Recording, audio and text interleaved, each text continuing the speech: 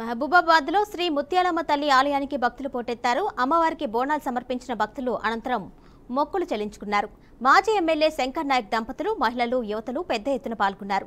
డప్పు చప్పుళ్లు, పోతురాజుల విన్యాసాలు, శివసత్తుల పూనకాలతో ఊరేగింపుగా ఆలయ ప్రాంతానికి చేరుకొని భక్తిభావంతో వడిబియ్యం బోనాలు సమర్పించి మొక్కులు చెల్లించుకున్నారు.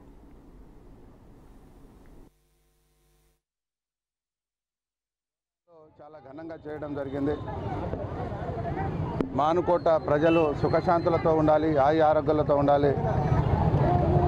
పార్టీ కార్యకర్తలు కావచ్చు, పార్టీ శ్రేణులు కావచ్చు, శ్రేయాభిలాషులు కావచ్చు, అభిమానులు కావచ్చు, తెలంగాణ రాష్ట్ర ప్రజలందరూ సుఖశాంతులతో ఉండి అన్నం పెట్టే రైతులు దినదిన అభివృద్ధి చెందాలని చెప్పేసి తల్లి ఎల్లమ్మ తల్లి అలాగే ముత్యాలమ్మ తల్లి కూడా గమనిస్తున్నారు. దయచేసి మంచి చేయకున్నా పర్వాలేదు, కానీ చెడు చేయకూడదు, చెడు ఆలోచన కూడా రాకూడదు మనిషి అనేవాడికి. కాబట్టి దయచేసి నా శత్రువులు కూడా బాగుండాలని నేను కోరుకుంటున్నాను.